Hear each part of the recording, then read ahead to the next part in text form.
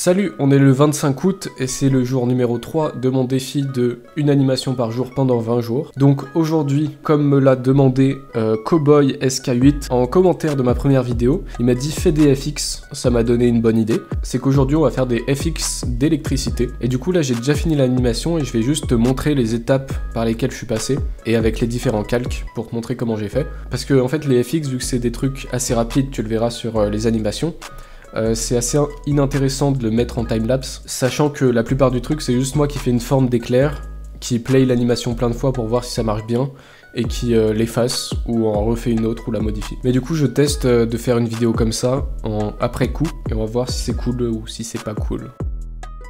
Donc déjà ce que j'avais c'était une main de base, que j'avais juste regardé ma main comme ça et puis j'avais dessiné quoi. Et l'objectif c'est qu'il y ait des éclairs qui parcourent cette main, comme si c'était la main qui la contrôlait comme un pouvoir ou quoi. La première étape ça a été d'apprendre, parce que avant de se lancer sur ce genre de truc, les FX, j'ai jamais vraiment hyper bossé le truc. Du coup, ce que je suis allé faire, c'est choper des images sur internet, enfin des animations sur internet de FX d'électricité, que j'ai regardé image par image pour essayer de choper des techniques utiles et de simplement voler leurs techniques. La manière dont à peu près tout le monde fait les FX, c'est en utilisant le lasso. Donc je peux peut-être te montrer ce que c'est. Enfin, tu sais ce que c'est juste... Tu fais une forme comme ça, et après j'ai un raccourci clavier pour juste remplir ma sélection. Du coup c'est aussi pour ça que je dis que le timelapse c'est pas intéressant, parce que juste je fais une forme, je la remplis, elle est pas bien, je la supprime et ainsi de suite. Donc juste, la première étape c'est faire plein de formes différentes, en essayant de faire des éclairs un peu logiques. Du coup je vais te play l'animation de la première étape, donc juste avec les formes de base faites au lasso.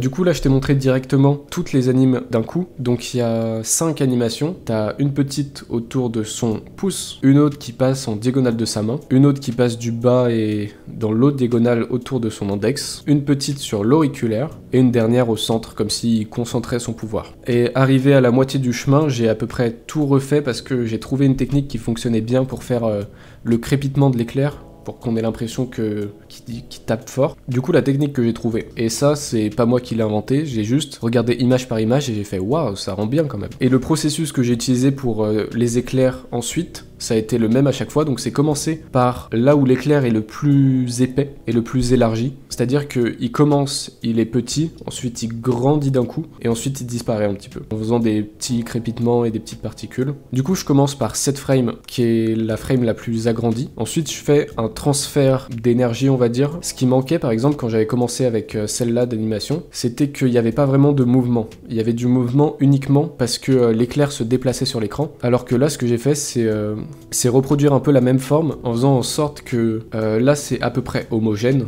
donc on sait pas forcément dans quelle direction ça va, même si là c'est un peu plus fin. Mais par contre quand tu plays l'animation et que tu passes à la frame suivante, bah, je vois ça un peu comme du poids. Quand tu pousses quelque chose, le poids il s'amasse vers l'avant et la fin de l'éclair devient très fine, et du coup là ça devient beaucoup plus épais. Là ça continue encore et ça devient de plus en plus fin. Donc il y a la frame la plus grande, la frame où il y a le transfert de poids ou d'énergie, une dernière frame encore plus fine, et là c'est juste ça va disparaître tranquillement en 2 frames. Et ensuite après ça je suis venu faire les frames d'avant, pareil en utilisant cette idée de poids qui va se transférer d'un bout de l'éclair à l'autre pour représenter la vitesse. Du coup la frame juste avant, la frame la plus grande, c'est une frame comme ça, et celle-là. Du coup il y a ces 2 frames. La technique pour faire un peu le crépitement et qu'on ait l'impression que ça tonne l'éclair, que j'ai absolument volé encore une fois, c'est tout simple. C'est juste une frame où on voit l'éclair, une frame où il disparaît, une frame où on le revoit mais il avance, il redisparaît, et ensuite il arrive à la frame où il est le plus élargi.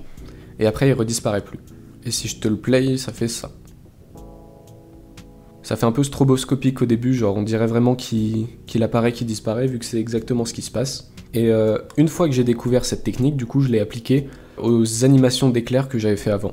Du coup ce que j'ai fait ensuite, c'est que tous les traits que j'avais fait au lasso, tu vois par exemple, cette forme, elle est un peu dégueulasse, elle est pas très uniforme. En vrai, ça se voit pas beaucoup, mais c'est juste histoire que je me sente bien quand je le fais, tu vois. Du coup, pour passer de ce trait de lasso fait en un seul coup à ce truc, je suis juste revenu avec une brush sur tous les bords de tous les éclairs pour essayer de les rendre plus fins à certains endroits, plus épais là où je voulais, en essayant de faire des formes intéressantes un peu à chaque frame, pour que ça soit quand même stylé, tout en prenant en compte que c'est un éclair, donc c'est un peu C'est une forme très anguleuse et j'ai essayé de garder ça en tête. Donc je suis juste venu gommer et rajouter de l'épaisseur à certains endroits. J'ai aussi fixé plein de trucs. Par exemple, cette animation, c'est celle qui a été le plus difficile à faire parce que je savais pas trop où j'allais et du coup je l'ai refaite plein de fois en changeant la direction des éclairs, etc. Du coup j'ai juste clean up pour que ça soit propre et j'ai rajouté des petits traits fins tout autour et à différentes frames, à différents endroits pour que ça fasse l'électricité qui soit un peu plus éparpillée. J'aurais pu en rajouter plus et faire des éclairs qui vont un peu dans tous les sens, mais là je voulais rester plutôt simple. Du coup il y a eu cette étape avec les traits qui déjà rendent l'animation, je trouve, beaucoup plus impactante et ça donne ça.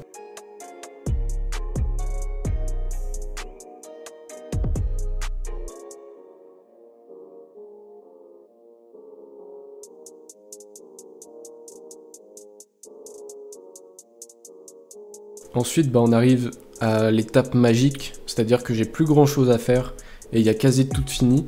Et après, il faut juste mettre des effets un peu cool pour bien rendre le truc. Donc j'ai juste dupliqué le calque avec toutes mes frames et du coup j'ai appliqué un flou sur chaque image pour qu'on ait l'impression qu'il brille, l'éclair.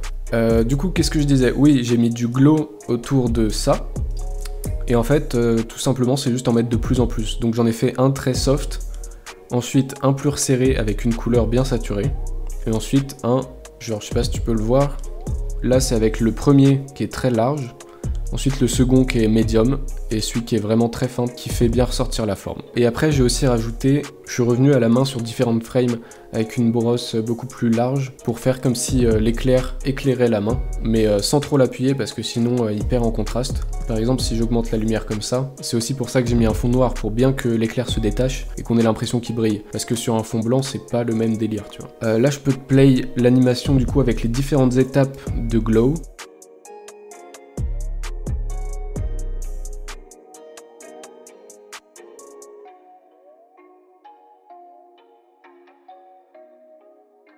Et du coup, ce qui me reste juste à faire, que j'avais oublié avant de lancer le record, c'est incruster des petits bouts de blanc à l'intérieur pour que ça fasse beaucoup plus lumineux, beaucoup plus stylé. Et on aura fini avec l'animation d'aujourd'hui. Alors mine de rien, et avec une vidéo comme ça, t'as peut-être l'impression que ça n'a pas pris beaucoup de temps. Mais en vrai, c'est ce que je disais au début, c'est juste les formes en soi. Si je devais le refaire maintenant, j'irais beaucoup plus vite. Mais c'est juste le processus de savoir où est-ce que ton éclair il va, quelle forme il va prendre. Ça prend beaucoup de temps et beaucoup d'essais-erreurs. Et en vrai, je suis grave content de cette animation, parce que j'ai pu apprendre plein de trucs, et c'est des choses que je pourrais réutiliser facilement et rapidement dans des futures animations. C'est tout pour cette vidéo, pour cette animation, je vais la finir, faire le montage, et ça sera en ligne sur YouTube.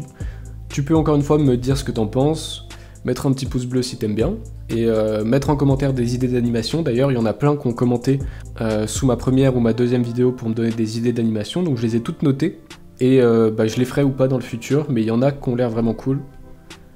Donc voilà, salut, à demain pour jour 4.